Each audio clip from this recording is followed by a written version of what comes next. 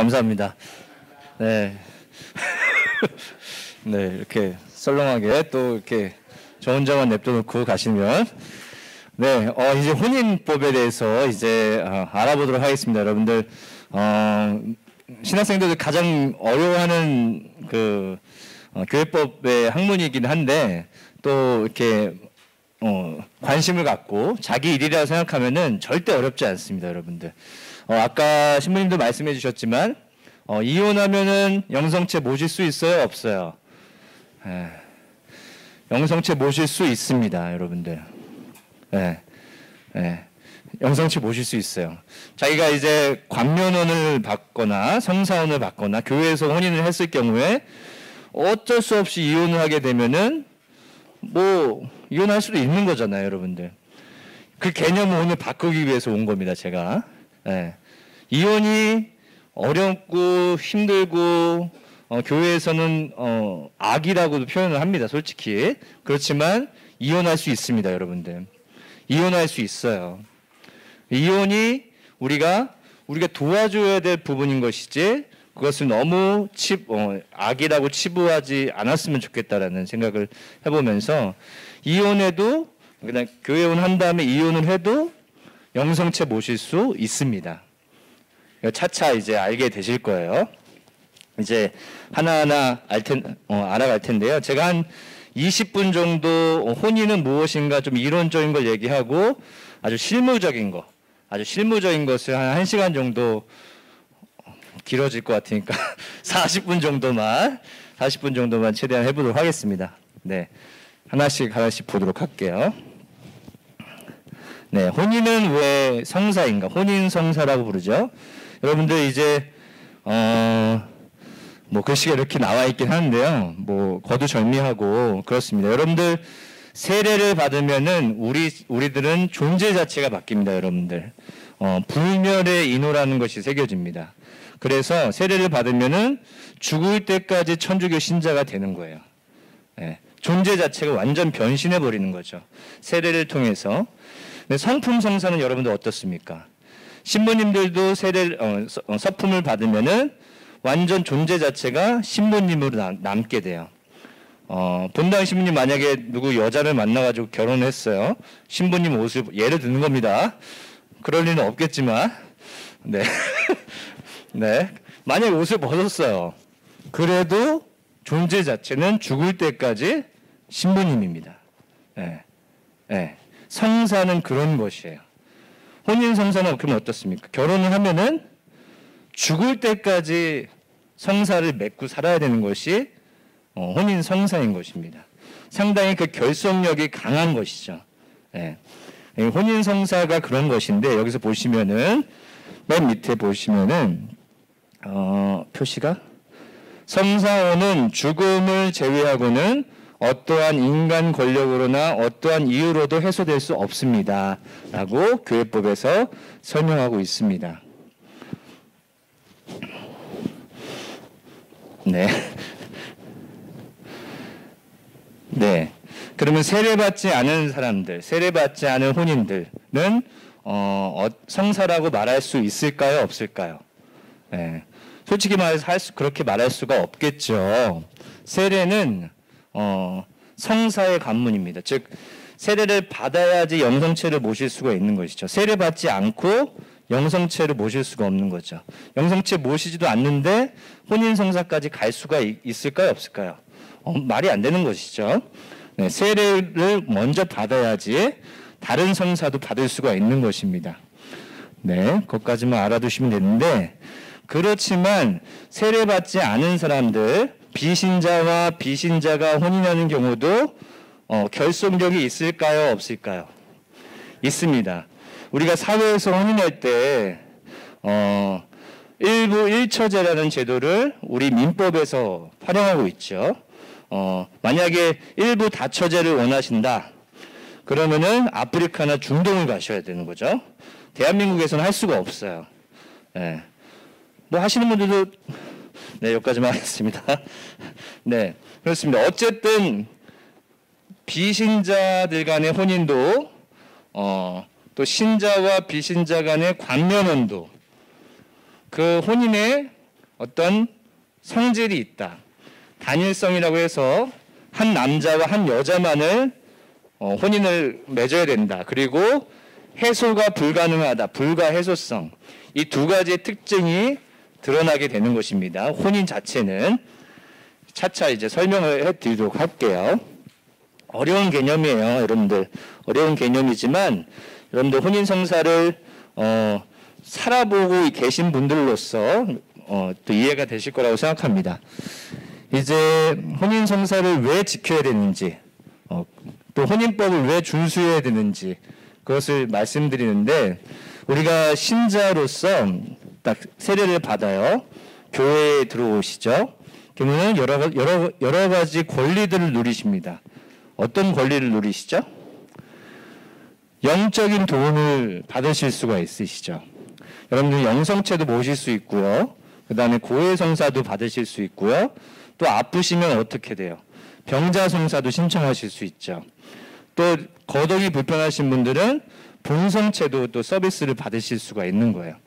또 차축복도 받으실 수 있는 거고 집축복도 받으실 수 있는 거죠. 여러 가지 영적인 권리들을 누리실 수가 있어요. 또 한편으로 권리가 있다면 또 뭐가 있을까요? 의무가 존재하는 것이죠. 법적으로 이해하는 겁니다, 여러분들. 법적으로. 어떤 의무가 있을까요? 교무금 내셔야죠. 교무금 내셔야죠. 또 어떤 의무가 있을까요? 네? 단식 그런 것도 있을 수 있겠죠. 제2수요일 날 아니면 선금요일 날 단식을 또 하셔야 되는 그런 의무도 있고, 또 여러 가지 의무들이 존재합니다. 그 중에 하나가 신자로서 혼인법을 지켜나가야 된다는 의무도 존재하는 것이에요. 네. 교회 사람이니까, 세례를 받은 사람이니까, 이 교회 구성원이 되신 것이니까 혼인법을 지켜나가야 되는 것입니다. 그래서 저 밑에 한 명만 가톨릭 신자라도 하느님의 법뿐만 아니라 교회법을 지켜야 된다. 규제가 된다라고 하는 것입니다. 여기까지만 알아두시고, 네, 혼인은 어떤 것이냐 하면은 민법에서는 이렇게 설명을 해요. 당사자 남녀 간의 혼인 합의가 있어야 된다. 즉 우리가 혼인신고하겠습니다라고, 우리가 함께 살겠다라고 혼인신고를 하는 그 액션만으로도 우리는 혼인이다라고 말하고 있어요. 국가에서는, 대한민국에서는. 그죠? 그 혼인 합의라 하는 것은, 혼인의 의사라 함은 두 사람이 부부관계로 인정되는 정신적, 육체적 결함에 대한 의사의 합치입니다. 네. 네. 근데 이 민법에서 얘기하고 있는 이 개념은 반대로 얘기하면은 이 각자의 의사 합치가 깨지게 되면은 이혼이 가능하다는 것이에요. 마치 계약 관계와 같다는 것이죠. 여러분들 아파트 계약하신 분들 계실 것이고, 여러 가지 자동차 계약을 하신 분들도 계실 테지만, 내 의사가 내 자동차가 아니야, 마음에 안 들어 라고 계약을 파기하면 할 수가 있지요. 결혼도 마찬가지로 민법에서는 아닌 것 같아 라고 쉽게 계약을 파기할 수 있는 위험이 존재한다는 것이죠. 이 가톨릭에서 이것을 인정하지가 않는 것이죠. 1차적으로. 네, 그 계약 관계가 아니다, 혼인은. 그 얘기를 하고 싶은 것입니다. 네. 그래서 예전에 이제 좀 어려운 개념이 나오는데, 예전에 이제 1900년대 시대 때는 혼인을 혼인의 계약으로만 표현을 합니다. 과거 로마 시대 때부터 흘러나오는 그런 혼인을 재산적인 개념으로 보고 있는 거예요. 그러니까 우리가 계약을 할 때 이 혼인이 돈과 같은 것이에요. 그래서 여러분들 이혼을 하면 뭐 위자료가 있고, 또 어떤 돈을 더 줘야 되고, 생활비를 보태줘야 되고, 이것이 다 계약의 개념인 거예요.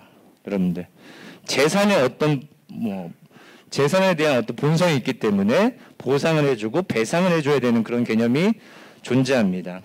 그것이 아니다라고 교회는 봤고, 그래서 혼인은 부부의 상호 인격적 관계의 총체라는 것을 생각하게 되었습니다. 네, 뭐 제2차 바티칸 공의 이런 얘기도 나와요. 다 뭐 거두절미하고 1960년대에는 이제 계약으로 보지 않고 서약으로 혼인을 바라보고 있습니다. 즉 혈연 관계, 뗄래야 뗄 수 없는 관계죠. 여러분들 뭐 가출해 보신 분 계세요? 어렸을 때 가출해 보신 분? 전 가출을 어렸을 때 해봤는데 부모님은 도망갈 수가 없습니다. 그렇죠. 혈연 관계라는 것은 그 정도로 뗄래야 뗄 수 없는 관계인 것이죠. 또 구약 시대 때 이스라엘 백성이 하느님을 막 도망가려고 해도 하느님과 연결될 수밖에 없는 그런 관계. 신약 시대에도 그리스도와 교회의 관계를 말해주고 있습니다. 네. 여기까지도 어려울 수 있는데 이 얘기를 하고 있는 이유는 무엇이냐? 바로 우리 혼인 성사는 당연히 여러분들 당연히 혼인이라고 볼 수 있겠지만 사회에서 혼인하고 있는, 그러니까 비신자와 비신자 역시 혼인하는 것 역시 존중되어야 된다. 예. 자연 제도로서 계약을 맺는 것 역시 혼인이라고 말할 수 있다라는 것이에요. 그렇지만 그 결속력에 있어서는 조금 떨어진다라는 것을 아셨으면 좋겠습니다. 네, 그래서 우리 교회 안에서는 이 계약이란 개념도 쓰고 있고 서약이란 개념도 같이 쓰고 있는 것이에요. 계약이란 개념은 본질적으로 지상적인 것이고 서약이라는 것은 거룩한 실체라는 것을 개념화시키고 있습니다. 중요한 개념인데요. 여러분들 고해성사, 뭐 세례성사, 성체성사 다 집전자가 누구시죠? 신부님이세요. 혼인성사의 집전자는 신부님일까요? 아닐까요? 아니라고 써있죠? 네. 혼인의 당사자들이 주인공이 되시는 겁니다. 성사, 혼인성사에. 왜 그럴까요, 여러분들? 일회적으로 주는 성사들은 신부님이 한 번으로서 족합니다. 근데 혼인성사는 그 매일같이 거룩한 삶을 신부님이 대신 살아줄 수가 없어요. 네. 여러분들이 당사자가 되는 것이에요. 여러분들이 집전자가 되는 것입니다. 그래서 처음 맺었던 혼인 서약을 매일같이 갱신하면서 사는 것이 혼인 성사인 것이에요. 네. 처음 맺는 혼인 서약, 계약, 이 개념이 아니라 끊임없이 살아가야 되는 것이 혼인 성사인 것이다 라는 것이죠. 그래서 집전자는 혼인 당사자들이 됩니다. 네, 그 정도로 결속력이 있는 것이죠. 그래서 처음에 우리 함께 살아요, 우리 혼인을 맺어요 라고 사람이 남자 여자가 서로가 합의를 해서 이제 함께 살겠다라는 사람이 맺으려고 하는 행동이 교회와 교회의 증인인 신부님을 통해서 하느님의 은총에 결합되어서 사람이 만든 거에서 하느님이 만든 것으로 변화된다라고 믿고 있습니다. 네, 또 신비로운 것이 그래서 그 사랑 안에 하느님의 은총으로 자연스럽게 자녀가 생기게 되는 것이죠. 네. 여기서 혼인성사의 아주 본질적인 목적 두 가지가 튀어나오게 되는데 바로 서로가 사랑하는 부부 사랑이 목적이 되는 것이고 또 자녀를 잘 출산하고 양육해야 되는 이 두 가지 목적이 드러나게 되어 있습니다. 네. 이 부부의 내가 저 남편을 사랑하고 내 아내를 사랑함으로써 자연스럽게 태어난 이 자녀까지 잘 출산하고 양육해야 되는 그 목적 때문에 아주 자연스럽게 특징들이 드러나게 되는데 아까 말씀드린 대로 단일성과 불가해소성, 이 두 가지가 튀어나오게 됩니다. 오직 한 남자만을 남편으로, 한 여자만을 아내로 사랑하는 것, 또 하느님께서 두 사람을 부부로 맺어주신 것, 그 무엇으로도 갈라놓을 수 없다라는 불가해소성이라는 특징이 드러나게 됩니다. 네, 여기까지 이제 이론적인 얘기를 했어요, 여러분들. 이제 좀 실질적인 얘기를 좀 해볼게요. 여러 가지 혼인의 종류가 존재합니다. 네, 처음에 자연혼을 말합니다. 자연혼은 무엇이냐? 신자가 아닌 사람들끼리 결혼하는 것을 말해요. 네. 불교 신자와 개신교 신자가 결혼하면 자연혼인가요? 아닌가요? 자연혼인 거예요. 네. 세례가 아니었다는 것. 개신교 세례를 우리가 인정하지 않고 있죠. 어느 때는 또 인정하는데요. 거의 인정하지 않고 있습니다. 한국 가톨릭 교회에서는. 그렇습니다. 가톨릭 신자가 아닌 사람들의 모든 혼인을 자연혼인이라고 합니다. 네. 우리가 이제 교회법을 믿고 있지만 아까 말씀드린 대로 우리 신자이기 때문에 교회법에 매여 있지만 교회법의 또 원천인 사실 자연법이 존재해요. 이 자연법은 무엇이냐? 여러분들 10계명 살인하지 말라 아시죠?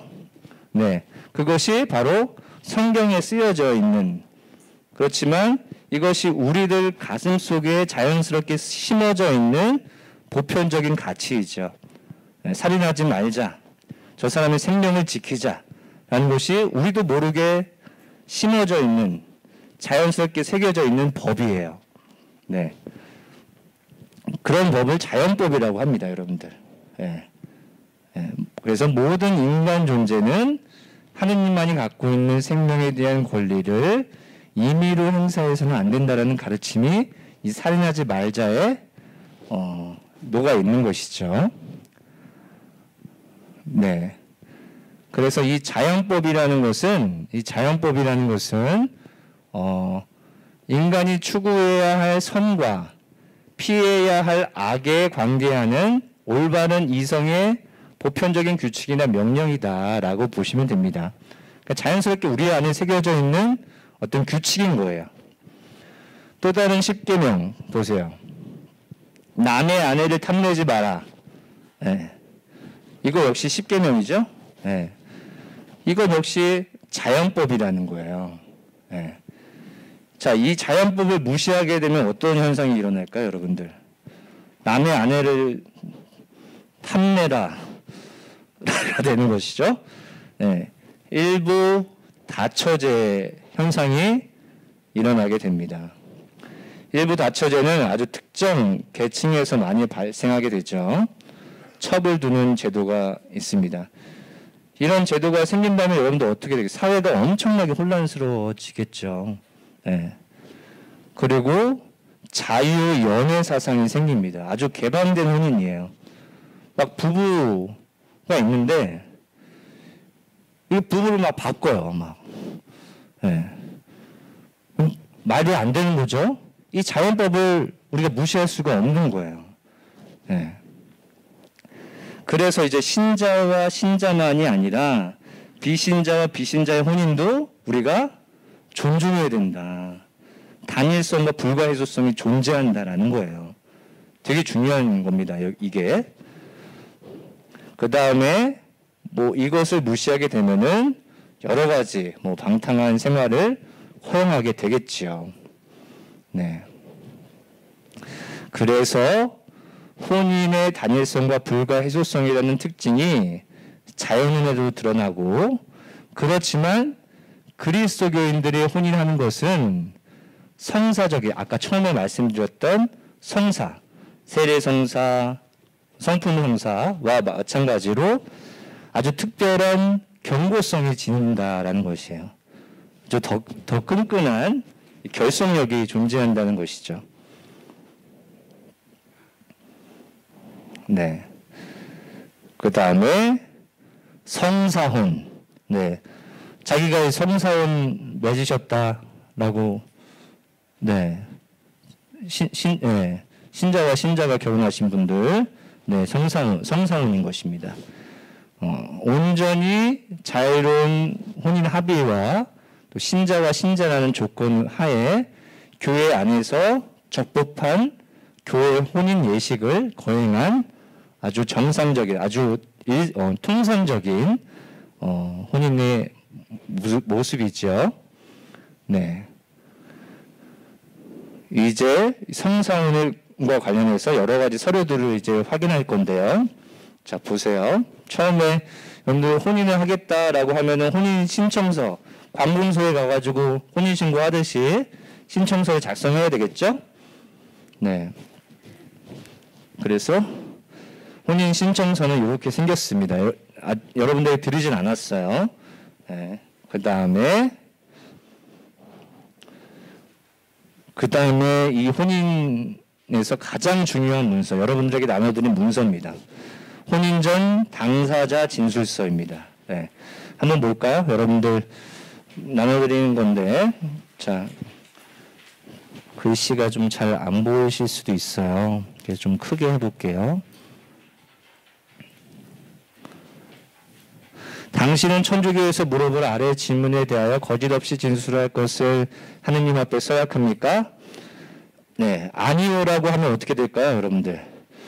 네, 당장 면담이 취소가 됩니다. 네, 보세요. 그 위에가 더 중요합니다, 여러분들. 배우자의 부모나 친척은 동석할 수 없습니다.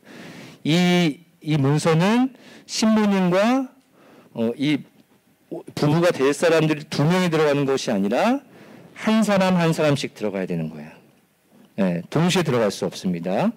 왜 그러냐? 그 당사자의 아주 솔직하고 진솔한 얘기를 들어야 되기 때문에. 네, 보세요. 이 진술서는 가장 중요한 혼인 문서로서 사제가 혼인 전에 혼인 당사자를 각각 따로 만나 작성해야 하며 타인에게 절대로 위임할 수 없습니다. 네, 그렇습니다. 그래서 1번, 2번은 거의 뭐 사무실에서 작성을 하고요. 이제 4번부터가 중요합니다, 여러분들. 4번은 옆 페이지에 있을 텐데, 네, 이 혼인은 당신의 자유로운 의사에 따른 것입니까? 예, 부모나 다른 사람이 강제로 시키는 것이 아니죠. 네, 예, 아니오라고 대답을 하셔야 되는 겁니다. 이것이 왜 중요할까요, 여러분들? 네, 자기의 자유로운 의사가 무시되고 이렇게 억압되고 하면 이 혼인은 무효가 됩니다, 여러분들. 네. 예를 들어서 자기의 자유로운 의사가 좀 묵살되는 경우들 뭐가 있을까요? 중매 결혼을 해가지고 부모님이 장남이니까 빨리 결혼을 해야 된다 해가지고 2개월 만나고 1개월 만나고 혼인하는 경우들이 있어요. 제가 이제 법원장이잖아요. 생긴 거 이렇게 젊어 보여도 법원장이에요. 근데 이제 혼인 무효 소송을 하러 오시는 분들 한 뭐 200분 정도 넘게 만난 것 같아요. 그러면서 그 중에 케이스가 여러 가지 있는데 자신의 자유로운 의사가 무시된 케이스들도 상당히 많습니다. 놀랍게도 중매도 그렇게 할 수 있고 또 다른 한 가지 예로는 혼전 임신도 사실은 내 자유로운 의사로 혼인하는 것이 무시되는 거죠. 자녀로 인해서 자녀를 책임져야 되겠다는 생각에 내 자유로운 의사는 무시되고 저 사람이 좋든 나쁘든 혼인을 해버리는 것이죠. 엄밀히 따지면. 근데 그 안에서 사랑이 있었다면 뭐 당연히 자유로운 의사겠죠. 아무튼 그런 자유로운 의사를 존중하면서 여러분들에게 물어보고 있는 거고요. 자, 5번째. 혼인은 부부가 서로 사랑하고 도우며 자녀를 낳아 잘 기르기 위한 것임을 알고 있습니까? 네, 아까 살짝 공부했었던 거예요. 뭐냐면은 부부애, 혼인의 목적, 부부애와 자녀 출산과 양육, 네, 혼인의 목적이 이것이다 라고 여러분들 알고 있느냐라고 물어보고 있는 것이죠.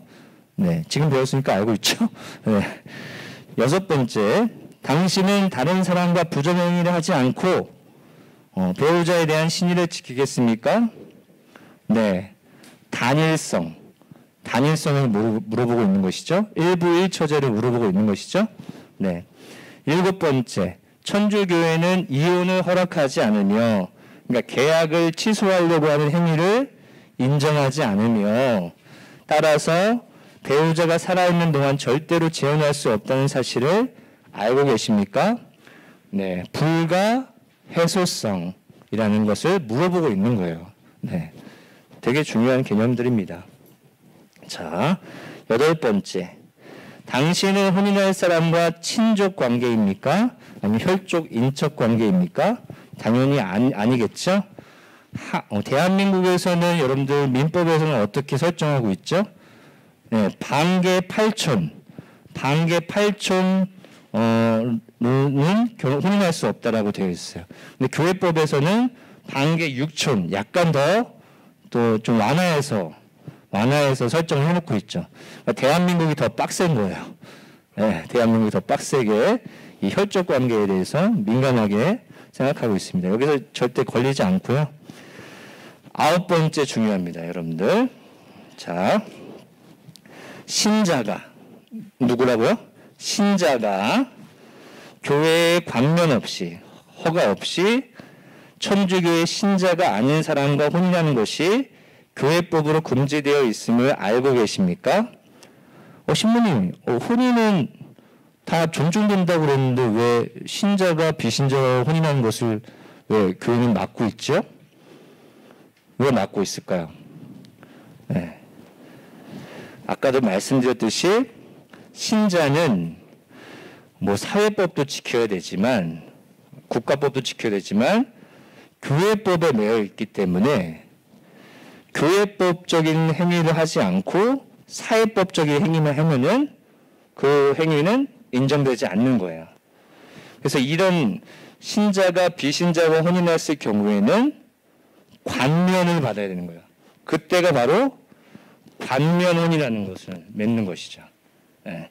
관면은 맺으신 분, 관면은 맺으신 분 계실 거예요.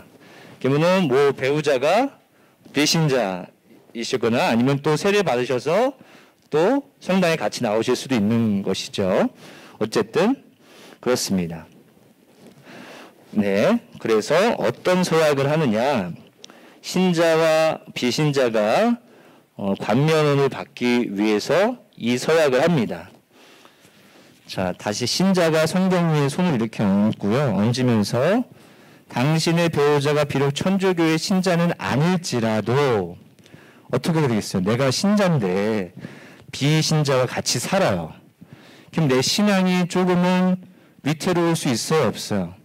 있어요. 그러니까 이 혼인에서 나의 신앙을 제대로 좀 유지할 수 있겠느냐, 그것을 이 교회 앞에서 선서할 수 있겠느냐라고 물어보는 거예요. 즉 신앙생활을 계속해야 될 의무와 또 자녀를 세례받게 하고 종교교육을 시켜야 될 의무가 있다는 것을 신자로서 가져야 될 의무니까 그것을 노력하겠다라고 서약합니까? 라고 물어보는 거예요. 네, 신자에게는 당연히 그 질문이 가야 되겠죠. 근데 비신자 배우자에게는 그런 질문을 하나요? 안 하나요? 하지 않습니다. 잘 읽어볼게요. 당신의 배우자가 혼인한 후에도 천주교의 신앙생활을 계속할 것이며 자녀들도 모두 천주교에서 세례를 받게 하고 종교교육을 시켜야 할 중요한 의무가 있으므로, 자 여기서 보세요. 당신의 배우자, 즉 신자 배우자가 이러이러한 의무가 있는데 그것을 신자는 약속했어요. 그 사실을 알고 있느냐? 그러니까 비신자에게 서약을 하느냐라고 물어보는 게 아니라 이 신자 배우자가 이러한 의무가 있다는 것을 알고 있느냐, 존중하고 있느냐, 이걸 물어보는 거예요. 되게 중요한 거예요. 여러분들 신앙의 존중이 없이는 정말 혼인생활 진짜 어렵습니다. 서로가 뭐 개신교와 이제 뭐 불교 신자와 함께 혼인하신 분들 여러 종교 간의 갈등이 또 있을 수 있거든요. 그것을 혼인을 맺을 때 제대로 약속을 하고 있느냐를 물어보고 있는 중요한 질문입니다, 여러분들. 네, 그리고요. 다음 페이지 10번을 보시면 당신은 전에 혼인한 일이 아이고. 당신은 전에 혼인한 일이 있습니까? 있을 수 있습니다. 네, 이혼을 할 수 있습니다. 신부님 이혼하면 어떻게 해요? 다시 어떻게 재혼을 할 수 있습니까? 아까 불가 해소성이 있다고 했는데 말이 안 되는 거 아닙니까? 라고 물어볼 수 있죠. 교회는 이것을 혼인을 취소시키는 제도는 없어요. 하지만 이 혼인이 이게 진단을 해보니까 여러 가지 요인들로 인해서 이 혼인은 무효였던 것 같아. 없었던 것 같아. 라고 진단을 내립니다. 즉 법원에서. 교회도 법원이 있어요. 그래서 혼인 무효 소송이라는 것이 있어요. 네. 이혼 소송이 아니라 혼인 무효 소송이 있어요. 네. 그렇습니다. 그래서 혹시 이혼하신 분이 계셔서 성당을 못 나오시거나 냉담하시거나 또 재혼을 하셔서 더 어렵게 성체를 못 모시는 경우들이 있으면 걱정하지 마시라라고 말씀해 주셔야 돼요. 여러분들이. 더 성당에 나오셔서 교회에 이러한 제도가 있으니 지금 이제 프란치스코 교황님께서 이렇게 법을 좀 바꾸셨어요. 예전에는 무조건 1심 법원, 2심 법원을 가서 1년이나 1년 반, 길게는 또 2년까지 혼인 무효 소송이 진행됐었는데 아니다. 당사자들이 동의를 하면은 1심 법원에서도 끝날 수 있다. 라고 해서 6개월이면 끝나요. 네. 수원교구는 6개월이면 끝납니다. 네. 법원장으로서 보장합니다. 그것은 무엇이냐, 여러분들? 예비자 교류할 때 몇 개월 걸려요, 여러분들? 6개월 걸려요. 처음에 스타트했을 때 잘 찾아내는 것만으로도 세례받을 때 전혀 문제없이 세례받을 수 있다는 거죠. 네. 그러니까 여기 예비자 교리 담당하시는 분들이나 소공동체 이제 봉사자분들도 잘 기억하셔야 돼요. 주위에 그런 사람들이 있으면은 혼인 문제에 대해서 먼저 잘 발견해야 되는 겁니다. 예. 혹시 이혼을 하셨거나 뭐 재혼을 하셨거나 그래서 첫 번째 제도는 말씀드린 대로 혼인 무효 소송이 존재한다. 그래서 여러 가지 또 법원에서 또 진단을 해봐야 되겠지만 6개월 정도 걸릴 수 있다는 겁니다. 네. 그리고 11번. 당신과 혼인할 사람은 전에 혼인한 일이 있습니까? 있을 수 있어요. 있을 수 있습니다. 이건 역시 잘 찾아내 주셔야 합니다. 네. 왜 그러냐 하면은요. 이제 천천히 할게요. 천천히. 여러 가지 또 할 얘기들이 많으니까. 뒤에 부분들은 뭐 상식적인 내용들이니까 살펴보셨으면 좋겠고 15번을 한번 볼게요. 당신은 혼인식이 끝나면 국가법대로 혼인신고를 하겠습니까? 라고 되는 거야. 여러분들 보세요. 신부님 요즘 젊은 친구들은 먼저 혼인신고 먼저 하던데요. 네, 그러면 어떤 현상이 일어날까요, 여러분들? 네, 조당에 걸리는 거야. 그러면은 자 보세요. 신자인 사람이 교회혼으로 이렇게 맺어지지 않고 그냥 사회혼만 맺었어요. 네.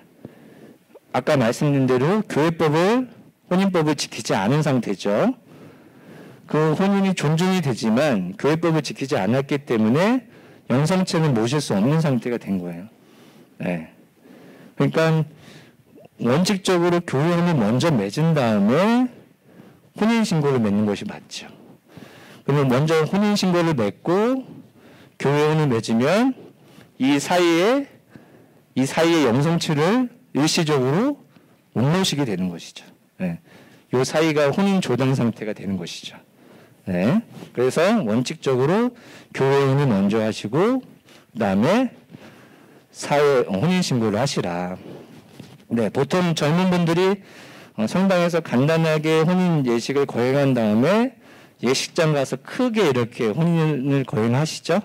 보통 그렇게 요즘은 많이 하시더라고요. 네, 그렇습니다. 그리고 여기 마지막에 있는 증명서 되게 중요한데요. 자, 혼인관계 증명서 확인과 기록사항이에요. 이제 혼인 전 이 당사자 진술서뿐만 아니라 여러분들 관공서에 가셔서 아니면 인터넷 민원24 있잖아요. 거기 가셔가지고 혼인관계 증명서를 가지고 오셔야 되는 게 원칙이에요. 거기서 기본을 띄워오시는 게 아니에요.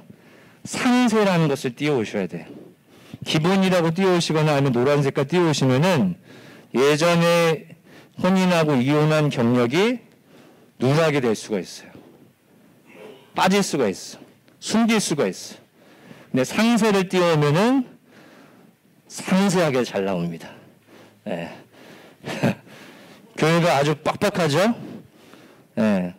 왜 그러겠어요, 여러분들? 진실되게 혼인해야 됩니다, 여러분들. 과거 숨기지 마시고 진실되게 상대방을 위해서 내가 신의를 지키면서 살아가야 될 이 중요한 문제이기 때문에 진실성 있게 혼인을 맺어 나가야 합니다. 그래서 상세를 띄워오시고 6개월 이내 것으로 띄워오셔야 돼요. 네. 6개월이 지나면은 효력이 없습니다. 6개월 넘어가면 무슨 일이 벌어질지 몰라요, 여러분들. 그 사이에. 네, 여기까지 하겠습니다. 네. 네, 이렇게 보시고요. 혼인 전 당사자 진술서 중요하다는 거 말씀드렸고, 세례 증명서 중요하고요. 아까 말씀드린 대로 혼인관계 증명서까지 체크를 하게 되어 있습니다. 상세는 이렇게 생겼어요, 여러분들. 혼인관계 증명서 상세는. 네. 네. 혼인 증인의 확인서. 증인의 사인이 없으면 이 혼인은 또 무효가 됩니다. 증인도 잘 모셔야 하는 것이 원칙이지요. 네, 이거는 뭐 사무실에서 알아서 하실 내용이고요. 그렇습니다. 네, 신자와 이제 비신자, 신자와 비신자가 있는데 아까 말씀드린 대로 자, 두 사람 중 한 편은 가톨릭 교회에서 세례받은 사람이거나 이 교회에 수용된 자, 심지어 수용된 자가 뭐예요? 여러분들 성공회, 정교회 세례를 우리가 인정합니까? 안 합니까? 인정합니다. 네. 다만 이 교회로 오겠다, 가톨릭으로 오겠다라는 일치 예식, 간단한 일치 예식을 거행한 다음에 우리 세례로 인정해 줄 수 있어요. 네. 즉, 이 교회에 수용된 자라고 말할 수 있죠. 네. 성공회와 정교회. 네.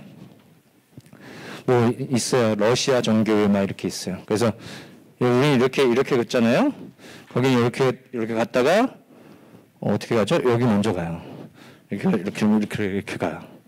그리고 정교회 신기하게 이렇게 우리는 그냥 이렇게 예쁘게 이렇게 하는데 거기는 두 개를 접고 이렇게 해요.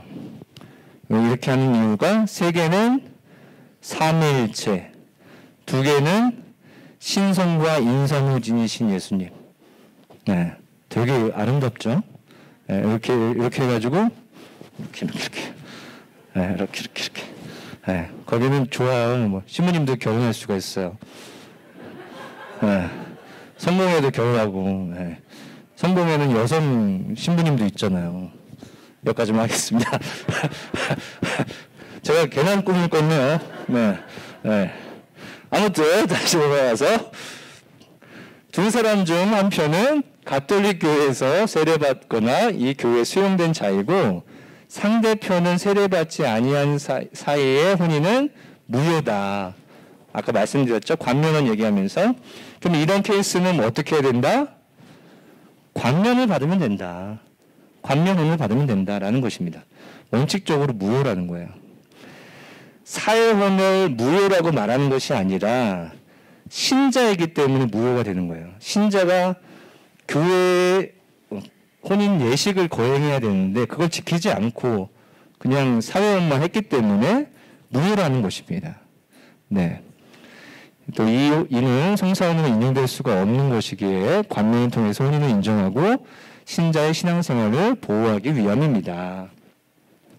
네, 좋습니다. 관면은 뭐 다 똑같아요. 똑같은데 이제 뭐가 차이가 있느냐? 신부님 앞에서 혼인 관면서를 서약서를 이제 쓰시면 되는 거야. 여기서 뭐 이제 혼인 봉투가 있는데 여기에 혼인 장애 관면서 이런 게 있습니다. 네, 크게 보시면은 미신자 장애, 그러니까 내가 신자와 또 뭐 종교를 갖지 않은 사람과의 혼인을 관면해 주면은 여기다가 체크를 딱 해주시면 되는 것이고, 타교파, 예를 들어서 아까 성공회나 정교회 또 개신교 타교파라고 말할 수 있죠. 그 혼인도 역시 관면을 받아야 되기 때문에 체크를 해주게 됩니다. 여러 가지 장애가 있어요. 신부님은 만약에 신부님 옷을 벗었어요. 뭐 좋은 예쁜 여자를 만나서 그래서 옷을 벗었는데 그러면은 성품 장애라는 것이 걸리죠. 신부님은 국가법으로 혼인을 시도해도 뭐 옷을 벗어야 된다 이런 교회법이 있죠. 근데 이제 시도를 했어. 사회적으로 혼인을 하고 살아. 그럼 당연히 신부님이 영성체를 못 모시겠죠. 근데 이 신부님이 영성체 모실 수 있는 방법이 있을까요, 없을까요? 있어요. 교황청에다가 말을 해서 이 독신서약한 것을 관면을 받아야 돼요. 더럽게 어렵겠죠? 네, 어렵습니다. 저는 예전에 포기했습니다. 네, 아무튼 네. 그런 것들이 있다는 거. 어쨌든 관면이 있을 수 있는 거예요. 네, 그래서 지금 프란치스코 교황님은 그 옷을 벗으신 사제들, 만약에 자녀를 갖고 50세를 넘으셨고 하면은 그 독신서약을 풀어주신대요. 많이 풀어주신대요. 왜? 그 신부님도 신앙생활 하셔서 구원 받으셔야죠. 네, 그렇죠? 그렇게 하셨다고 해요. 근데 요한 바오로 2세 때는 그러지 않으셨대요. 그 이유는 나중에 또 신부님이 결혼하셨지만 또 사제가 되고 싶은 마음이 또 있대요. 그것을 위해서 계속 뭐 20여 년 동안 또 영성체를 못 모시게끔 하면서 그 사제가 다시 돌아올 수 있을 때까지 기다린다고 하는데, 현실적으로는 좀 프란치스 교황님이 더 맞는 것 같다는 생각이 좀 들고, 뭐 교황님마다 좀 다르신데요. 어쨌든 그렇습니다. 이제 또 중요한 또 해소 방법이 있어요. 아까 혼인 무효 소송이 있었죠. 이번에는 바오로 특전이라는 것이 있습니다. 네, 바오로 특전. 성경에 나오는 내용이에요. 고린도 1서에 나오는 내용입니다. 바오로 특전 들어보셨어요? 네, 들어보신 분도 계시고 안 들어보신 분도 계실 텐데, 이 바오로 특전은 전제가 비신자와 비신자가 맺은 혼인을 전제로 합니다. 이건 역시 결속력이 있다고 말씀을 드렸죠. 네, 어쨌든 그 경고하진 않지만 결속력이 존재합니다. 그래서 A와 B가 비신자를 만난 거예요. 근데 B가 세례를 받아요. 세례를 받아. 근데 자꾸 A가 괴롭혀. 자, 여기서 B가 세례를 받았을 때 B는 신앙생활을 할 수 있을까요? 없을까요? 네, 할 수 있어요. 지금 현재로는. 그리고 이 상태가 뭐라고 그러죠? 우리는 외짝교라고 하죠. 네, 보통 비신자와 비신자가 만났을 때 이 사람 한 명이 저 세례 받고 싶어요 하고 세례 받으면 외짝교가 되는 거야. 그러면 여기 안 받았던 사람들 만약에 세례를 받으면 같이 세례를 받는 거죠. 이 사람들은 교회원 없이 예전에 맺었던 그 혼인의 관계가 이 사람들의 세례를 통해서 승격이 돼요. 그래서 따로 교회원을 할 필요가 없어요. 이런 케이스들은. 네. 그냥 A와 B가 세례를 받으면 동시에 성사혼으로 승격이 됩니다. 근데 단지 B만 혼자 받아도 B는 신앙생활을 할 수 있어요. 외짝 교우처럼. 근데 이제 B가 세례를 받았는데 A가 자꾸 괴롭혀.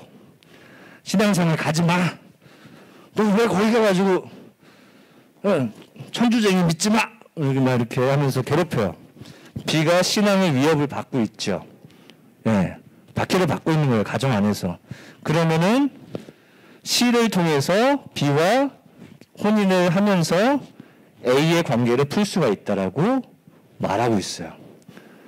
고린도 1서의 말씀에서. 그것을 교회법화 시킨 것입니다. 이것이 바오로 특전이에요. 네, 볼게요. 비연세자들 사이에 맺은 혼인, 아까 A와 B, 세례받지 아니한 편 당사자가 갈라선다면 세례받은 편 당사자 B의 신앙의 혜택을 위한 바오로 특전에 의하여 세례받은 편 당사자 B가 새로운 혼인 B와 C를 맺는 그 사실 자체로 A와 B의 혼인은 해소가 된다라고 설명하고 있어요. 교회법에서. 네, 그러니까 네, 이렇게 되는 거죠. 네, 다시 가볼까요? 네, 갈라섰어. 느낌이 안 좋아. C를 만났어. 세례를 받았네, B가. 그러면은 A와 B가 완전히 헤어질 수 있다는 거죠. 네. 첫 번째 조건은 A와 B가 맨 처음부터 비신자여야 되는 관계인 것이고요. 네. 네. 어려워요. 이거 신부님들도 어려워하세요. 네. 근데 걱정하지 마세요. 마지막 솔루션이 있습니다. 걱정하지 마세요. 네. 아무 걱정하지 마세요. 진짜. 네. A와 B의 혼인은 아주 유용한 자연 혼인이어야 하는 것이죠. 네, 혼인신고를 혼인이어야 합니다. 그리고 실질적으로 A가 떠나야 돼요. B와 완전히 동거를 거부해야 되는 상황이에요. 네, 그런 경우도 있어요. 혼인신고를 그냥 재산 때문에 취소해 놓고 그냥 위장 이혼을 하는 경우들도 존재하는데 그런 이혼 말고 실질적으로 같이 사는 것을 거부해야 되는 상황이어야 합니다. 조건이. 이 특전을 적용받기 위해서. 그래서 B가 특전을 적용받아야 하는 대상이라면 세례를 받고 그 다음에 C와 이제 혼인을 맺으면서 바오로 특전을 적용받게 되는 것입니다. 네. 뭐 혼인 문서가 좀 달라요, 여러분들. 아까는 하얀 색깔이었잖아요, 여러분들. 바오로 특전은 이렇게 노란 색깔이에요. 네, 좀 다르죠? 왜 노란 색깔이냐? 질문이 좀 달라요. 여러 가지 질문들이 있는데, 네, 또 여기 볼게요. 좀 특징적인 것들. 자, 바오로 특전 이제 아까 위한 진술서 있는데 이건 중요한 거 아니고 넘어가도록 할게요. 바오로 특전을 위한 질문서가 중요한데요. 자, 보세요. 당신과 전에 혼인한 김의태가 천주교에서 세례받고 재혼하기를 원하므로 당신의 의향을 알고자 합니다. 이 질문서는 국가법과 아무 관계가 없으니 솔직히 대답해 주시기 바랍니다. 여기서 누구에게 보내는 것 같아요? 아까 A, B, C에서 누구에게 보내는 거죠? A에게 보내는 거죠. B가 지금 요청을 한 거죠. 네, B가 바오 특전을 적용받고 싶어 요청을 한 거야. 그럼 A가 어떤 상태인지를 확인해야 되는 거죠. 자, 보세요. 헤어졌어. 둘이 헤어졌어. B는 먼저 세례를 받았어. A가 몰래 세례를 받았어요. 그러면 어떻게 돼요?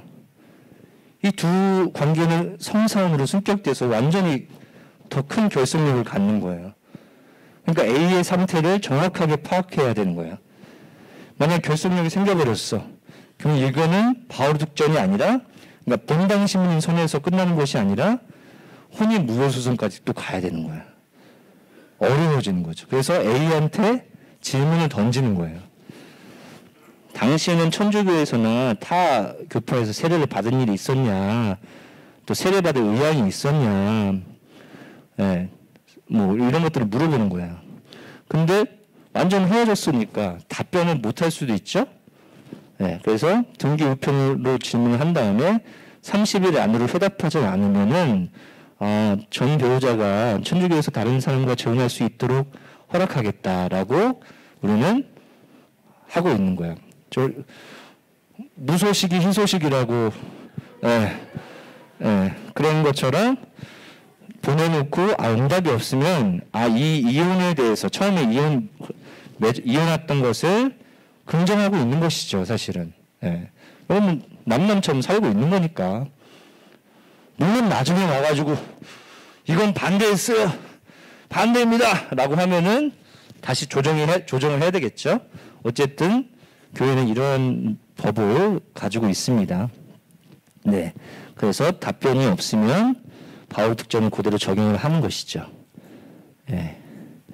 그래서 이제 바울 특전을 조사를 했으니까 결론을 내리자. 그래서 바울 특전을 위한 질문 결과 특전을 적용할 수 있습니다라고 체크를 하면 되는 것이죠. 네. 네, 도착하지 않았다 체크. 네, 있을 수 있어. 그래서 관명과 허가를 받게끔 하는 것이죠. 네, 그렇습니다. 바울 특전도 이렇게 배웠어요. 빠르게 네, 단순 유효화도 간단합니다, 여러분들. 어떤 내용이냐 하면은 먼저 신자가 아까 신자와 신자가 사회혼을 했는데 계속 조당 상태에 있으니까 교회혼을 맺음으로 인해서 신앙생활을 할 수 있게끔 하는 거, 그것이 단순 유효화 혼입니다. 그리고 신자와 비신자가 결혼했을 경우에도 계속 신앙생활을 못하니까 나중에 관면혼을 통해서 이렇게 신앙생활을 할 수 있도록 하는 것. 그러니까 미리 혼인한 신자분들이 이제 혼인 생활을 할 수 있도록 도와주는 것이 단순 유효화 혼이고요. 간단합니다. 이거와 좀 대치되는 제도가 근본 유효화입니다. 예. 근본 유효화 들어보셨어요? 예. 이것도 엄청 훌륭한 제도입니다, 여러분들. 어떤 케이스냐? 신자예요. 또 대부분 여성분들이 많이 계시죠. 근데 비신자와 결혼을 했어요. 비신자분이 천주교 완강히 완전히 반대예요. 이 사람이 지금 제발 한 번만 나가서 관면혼만 받으면 되는데, 그냥 교회는 단지 한 30분만 교회에 투자하면 되는데 그것도 나가기 싫다는 거예요, 남자가. 그러면 이 사람의 신앙생활은 계속 미뤄지는 것이잖아요. 그죠? 계속 미뤄집니다. 이것을 허락해주는 제도예요. 네. 근본 유효화는. 네. 그래서 본당 신부님이 근본 유효화를 하실 수 없습니다. 남용되기 때문에. 본당 신부님이 열심히 했으니까 그냥 정당 나오세요 라고 할 수 없는 거예요. 이거는 주교님께 가야 되는 거예요. 주교님께 건의를 드리는 거예요. 본당 신부님이 이 신자가 지금 신앙생활을 너무 애타게 하고 싶어 한다. 이 사람이 배우자가 지금 너무 완강히 반대해서 못 나오고 있다. 30분만 나오면 되는데 그거 못하고 있으니까 이 사람의 신앙생활을 위해서 도와주십시오 라고 주교님께 청하는 거예요. 네. 근데 여기서 보세요. 이 근본 유효화가 본당에서 많으면 많을수록 주교님은 본당 신부님께 찐따를 많이 주시죠. 왜 그럴까요? 이 비신자 배우자를 설득하면 되는데 본당 신부가 설득을 안 한다라고 볼 수 있는 거잖아요. 왜 노력하지 않았냐? 주교님이 그렇게 말할 수 있어요. 그래서 근본 유효화가 많으면 많을수록 주교님이 싫어합니다. 본당 신부님을. 네. 네. 아무튼 근본 유효화라는 제도도 상당히 신앙생활을 위해서 존재한다라는 것이죠. 그러니까 진짜 우리 숨어 계신 여러 냉담자분들이나 여러 뭐 이혼하시고 또 재혼하신 분들이 정말 잘 찾아내 주셔서 그들의 상태를 잘 확인해 주시고 적극적으로 이제 교회에 이렇게 푸시해 주시면은 어떤 문제도 교회에서 다 풀어줄 수 있어요. 혼인 문제를. 예. 만약에 혼인 무효 소송이 1심 법원, 2심 법원에서도 이거는 도저히 무효라고 판결을 내릴 수가 없어 라고 해도 신부님의 고해성사, 내적 법정이라고 또 있어요. 신부님의 고해성사로 이 사람들이 뭐 레지오나 여러 가지 활동을 할 수는 없지만 신부님의 허락하에 또 영성체 생활을 할 수가 있어요. 그러니까 어떤 방법으로도 신앙생활을 못하는 방법이 없다는 거. 교회는 다 도와주려고 하고 있는데 결국엔 본당 신부님이 노력해 주셔야 되는 부분도 많죠. 본당 신부님이 이건 안 돼. 이건 어려운 문제야. 귀찮아서 그런 거예요. 귀찮아서. 예. 진짜 귀찮아서 그런 거야. 어려워서. 사실 다 풀 수 있어. 할 수 있어요. 예. 그러니까 우리가 좀 더 혼인에 대해서 더 자유롭고 좀 개방적이고 적극적이었으면 좋겠습니다. 그래서 근본 유효화는 주교님이 해주신다고 그랬죠? 실질적으로 사인하는 사람 누군지 아십니까? 저예요. 법원장입니다, 저. 네, 제가 근본 유효화를 사인하고 있으니까 네, 적극적으로 얘기해 주시면 적극적으로 사인해드리도록 하겠습니다. 장지동 성당에 왔다. 바로 사인합니다. 알겠습니까? 네. 그 대신 조건이 좀 있어요. 무엇이냐? 이 신앙생활을 하려고 하시는 분이 2, 3년 동안은 성당에 나오시려고 노력했느냐가 중요합니다.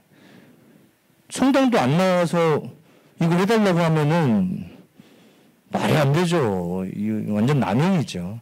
그런 노력을 했는지를 본당 신부님 확인해 주셔야 됩니다. 근데 이거는 뭐 시점을 말하는 건데 뭐 중요한 건 아니고요. 네, 근본 유효화에 대한 어떤 설명입니다. 네. 또 다른 근본 유효화에 대한 질문서인데요.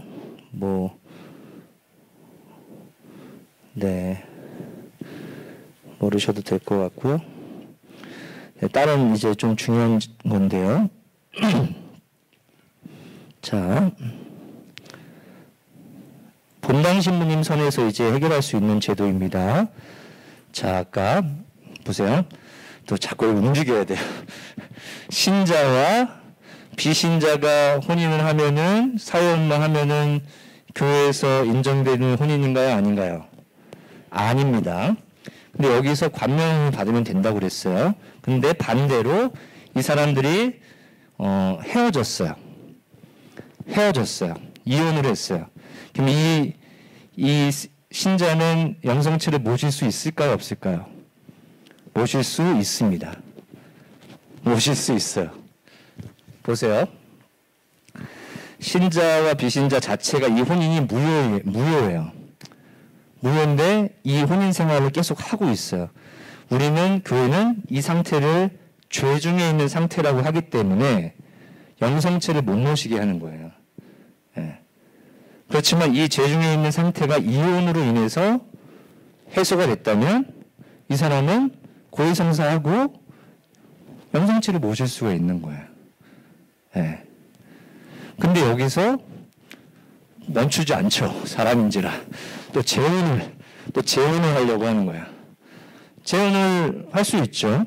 그럴 때 첫 번째 혼인이 무효였다라는 것을 본당 신부님이 해주는 거야. 네. 그러니까 신자는 약간 유리한 것도 있는 거야. 네. 신자는 처음에 사회혼마해서 이혼하고 나중에 재혼해서 교회혼할 때 본당 신부님이 첫 번째 거는 무효였어 라고 선언해 주는 것이 혼인 무효 선고서를 위한 조사서예요. 네.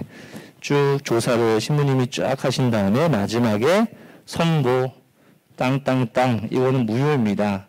그래서 재혼을 하실 수 있습니다 라고 해주시는 거예요. 네. 이런 케이스들도 있어요. 네.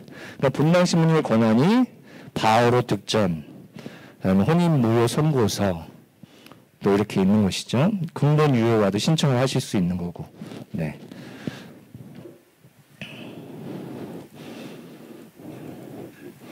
자, 이제 뭐 사망 추정을 위한 조사서.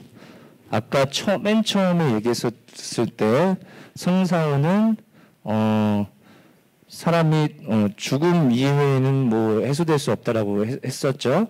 그러니까 만약에 사별을 한 경우에는 그 혼인 유대는 당연히 해소가 됩니다. 네, 그래서 만약에 사별을 하셨다면은 또 다른 배우자를 또 찾을 수 있어서 교회에서 또 혼인을 하실 수 있는 것이죠. 네, 그래서 실종 신고가 됐을 때도 우리가 3년이 지나면 이 사람이 사망으로 추정된다라고 선고를 해요. 국가법에서도. 그렇기 때문에 다시 재혼을 하실 수가 있죠. 국가법에서도. 마찬가지로 그런 선고서를 이제 조사서를 교회 안에서도 찾는 것이고요. 또 이렇게 사망 추정을 선고한다라고 이제 서약을 합니다. 네. 이런 케이스도 있어요. 아주 혼인신고를 하지 않는 이들의 교회법적 혼인허가서. 아까 원칙적으로 교육을 한 다음에 사용하셔야 된다고 말씀드렸죠? 네. 근데 혼인신고를 못 하시는 경우도 존재합니다. 예를 들어서 연세가 많으셔가지고 기초생활수급자셔요. 혼인을 해버리면 이 혜택도 못 받는 경우야. 네. 그런 분들은 혼인신고 하지 마시고 교회 혼만을 허락합니다라고 허가를 해주실 수 있어요. 이건 역시 주교님이 해주고 계십니다. 네.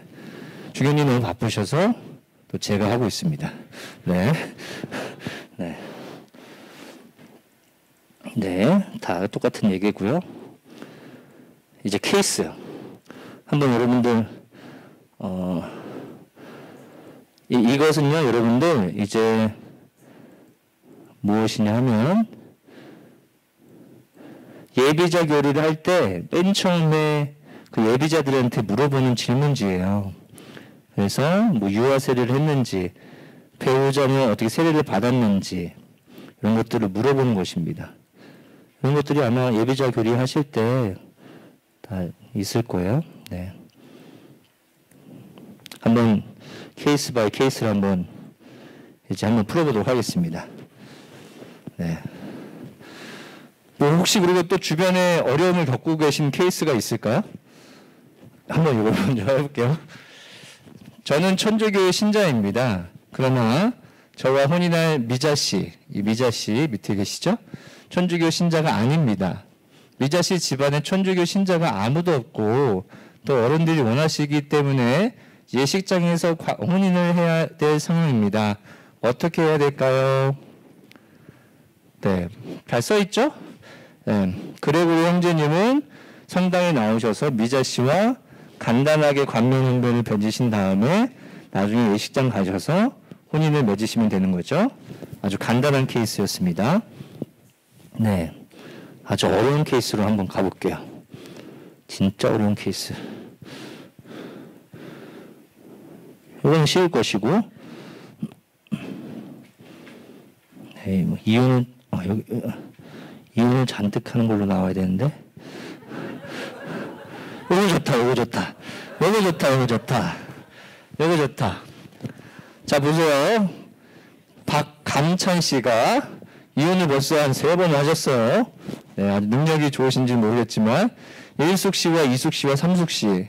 근데 맨 마지막에 리디아 씨를 만났어요. 네. 리디아 씨가 이제 성당으로 이끌어 주신 거죠. 네. 그러면 여기서 감찬 씨는 어떤 분이 원래 와이프일까요? 네. 일숙 씨일까요? 이숙 씨일까요? 삼숙 씨일까요? 네. 일숙 씨군, 일숙 씨. 왜 그러냐? 처음에 사연을 맺었어요. 그리고 이혼을 했습니다. 신자예요, 비신자예요? 비신자가 두 명이 혼인을 했죠. 그러면 이 자연 혼인은 결속력이 있는 것이죠. 그죠? 그러니까 이게 이혼을 했다고 해서 풀리는 것이 아닌 거죠. 그래서 이숙 씨랑 살면서도 그냥 첫 번째 혼인과 계속 맺어져 있는 혼인인 거였어요. 교회적으로 봤을 때. 삼숙 씨도 그냥 같이 사신 거고, 교회적으로는 계속 일숙 씨랑 계속 맺어져 있는 것이죠. 리디아 씨를 만났어. 회개의 때가 된 거죠. 만나셔서, 박감찬 씨가 이런 관계가 있었는데 어떻게 해소할까요? 첫 번째 혼인만 해소를 하면은 두 번째, 세 번째는 자체가 무효였기 때문에 해결할 필요가 없다. 첫 번째 거에 매여 있기 때문에 리디아 씨와 박감찬 씨가 이거 하려면 어떻게 해야 될까요? 혼인을 하려면 박감찬 씨에게 무엇을 적용하면 좋을까요? 바오로 득전. 네, 바오로 득전을 적용하는 것이죠. 비신자였기 때문에. 그럼 박감찬 씨가 뭘 해야 되죠? 네, 그렇죠. 신자가 되어야 되는 것이죠. 네. 그러니까 첫 번째 혼인을 맺으려면은, 해소를 하려면은 박감찬 씨가 세례를 받고 내가 신앙이 위협받는다라고 치는 거죠. 네. 치면서 리디아 씨와 혼인을 맺는 것이죠. 그래서 박감찬 씨 세례를 받고 바로 특전을 적용받는 것입니다. 네. 더 어려운 거. 아까 이제 하려고 했었던 거. 바오로 특전 이제 좀 아셨으니까 이제 바오로 특전을 좀 업그레이드 시켜서 볼 거예요. 저는 저와 결혼할 시몬 형제의 인도로 예비 신자 교리를 받고 있습니다. 그런데 저는 전에 신앙이 없는 사람과 혼인을 하고 이혼을 했습니다. 제가 세례를 받는데 문제가 없습니까? 또 성당에서 혼인을 할 수 있는 것인지 궁금합니다. 라고 되어 있어요. 나영 씨가 전 남편을 만났는데 이제 보세요. 세례를 받지 않은 경우를 볼게요. 자, 전 남편이 세례를 받지 않은 경우. 그러면은 나영 씨와 전 남편이 이혼을 하고 시몬 형제를 만났으니까 나영 씨는 세례만 받으면 바오로 특전을 적용받아서 해결이 되는 것이죠. 근데 보세요. 전 남편이 세례를 받았어. 근데 교회 혼인을 하지 않았던 거예요. 그러면 어떻게 될까요? 나영 씨가 여기서 세례를 받으면 전 남편과 매일까요? 안 매일까요? 매입니까? 매이지 않지요.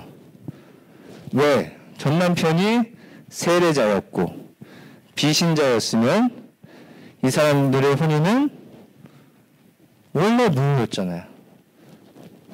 그죠? 원래 무효였잖아요. 본당 신부님의 무효 선고로 풀어줄 수 있는 것이죠. 네? 이해가 안 되면 안 되는데 여기서 예, 어쨌든 넘어갈게요. 세례와 혼인을 받았을 경우에는 뭘까요? 그러니까 나영 씨가 분명히 자연혼을 맺었지만 또 교회에 오셔서 관면혼을 받으신 상태인 거죠. 그죠? 이런 경우는 나영 씨가 세례를 지금 받으면 될까요? 안 될까요? 완전히 안 되는 거죠. 세례는 받을 수는 있어. 어쨌든 받을 수는 있어. 근데 영성체를 못 모셔.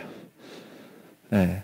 세례는 뭐 소용이 없지. 소용이 없으니까 조금만 기다렸다가 나영 씨와 전 남편이 혼인 무효 소송을 제기한 다음에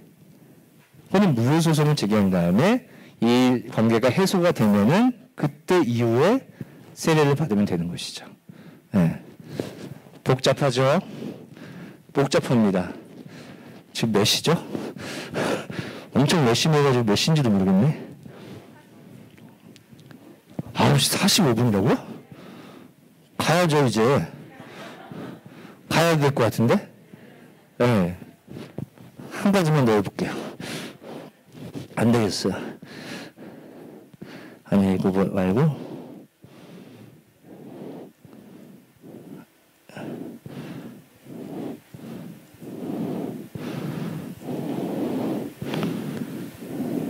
네, 이거 함께 쉬운 거예요. 이용만 씨가 사별하시고 세 번째 데레사 씨를 만났어요. 데레사 씨도 결혼했다가 사별을 하셨죠. 이용만 씨와 데레사는 혼인을 하실 수 있을까요? 네, 하실 수 있죠. 근데 어떤 혼인이 가능할까요? 이용만 씨가 비신자 같아요. 그러면은 데레사 씨와 관면혼을 하실 수 있는 거죠. 성사혼이 아니라 관면혼을 하실 수 있는 겁니다. 그리고 여러 가지 케이스 바이 케이스 더 많이 하고 싶은데 시간 관계상 어렵고요. 그렇지만 여러분들에게 이것을 다 해소시켜 드릴 수 있는 묘책이 하나 있습니다. 걱정하지 마세요. 바로 혼인장애 체크 프로그램이라는 것입니다. 제가 2년 동안 개발해서 만든 겁니다. 아, 죽는 줄 알았어요, 이거 만들어. 왜냐면 이런 책이 있는데, 이 책의 케이스가 450 몇 가지나 돼요. 그 케이스를 컴퓨터 프로그램을 시킨 겁니다. 예. 그래서 여러분들이 클릭만 해도 혼인 장애가 있는지 없는지를 확인하실 수 있는 거예요. 예. 예. 엄청난 프로그램입니다. 이거 한번 볼게요. 인터넷이 잘 됐으면 좋겠어요. 저희 수원교육 법원 사이트예요. 예쁘죠? 네. 여기에 이 아이콘으로 들어가시면 직접 해보는 혼인장애 체크 딱 나옵니다. 당신은 세례를 받았습니까? 네, 빡세게 가볼게요. 세례를 받았고, 당신은 법적으로 혼인신고를 해야지 더 빡세겠죠? 네. 당신의 현재 상태가 한 이혼 2번 한 거예요. 빡세. 네. 당신의 첫 번째 배우자가 아주 지금 어떤 상태인지 당연히 살아있어야지 빡세겠죠? 당신의 과거의 첫 번째 혼인은 어떤 형식입니까?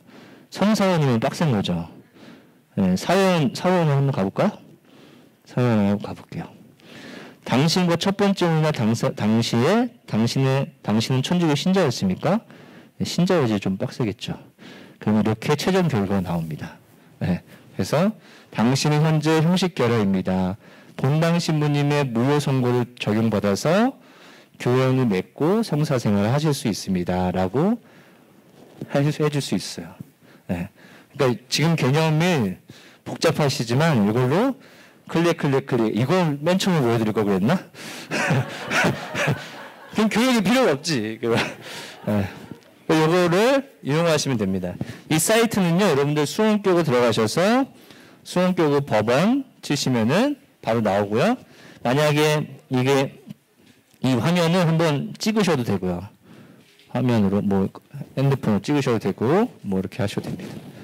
네. 네. 그렇습니다. 이것만 아시면 될 것이고요. 맨 마지막으로 여러분들 교회법이 있는 이유, 교회법전. 성경이랑 비슷하게 생겼어요. 교회법전이 이렇게 생겼어요. 네. 좀 이렇게 생겼는데 맨 마지막 종이 1752조입니다. 정윤호 신부님이 저거 갖고 맨날 놀리셨어요. 1753조가 뭐야? 53조? 모르겠는데 없잖아. 52조까지 있어. 52조. 네. 1752조 바로 이 교회법이 존재하는 이유는 영혼 구원을 위해 존재한다. 네. 법이 사람을 얽매기 위해 존재하는 것이 아니라 영혼을 구원하기 위해서 존재한다. 그것이 최상의 법이다. 라고 되어 있습니다. 멋있지 않습니까? 네. 감사합니다. 네. 네. 혹시 이제 뭐 개인적으로 질문하시는 게 나을 것 같아요. 시간 관계상 혹시 질문하실 거 있으시면 개인적으로 오셔서 질문하시면 되겠습니다. 수고하셨습니다. 네. 아유 고생하셨네요. 아이고.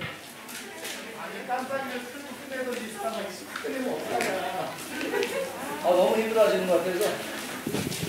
뭐 좀 배웠어요? 그래서 이혼을 한다 만다. 뭔 소리야, 해야지. 법원장 굶어 죽어. 어렵죠? 황당하죠? 나는 그냥 예식장에서 결혼할 뿐인데 조당 걸렸다는 얘기. 잘못하면 그렇게 될 수도 있어요. 그래서 그걸 풀어야 되는데 그런 걸 몰랐지. 네. 그래서 사무실에서 뛰어오느라고 겁나 힘들어 죽겠어.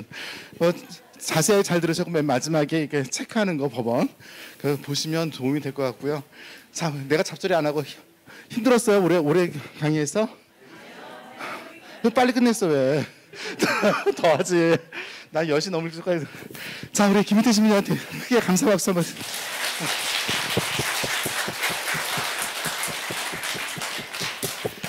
네, 감사합니다. 수고하셨고요. 마침 기도를 하세요. 알겠습니다. 네, 성부와 성자와 성령의 이름으로 아멘. 영광이 성부와 성자와 성령께. 네, 강복 드리고 갈게요. 주님께서 여러분과 함께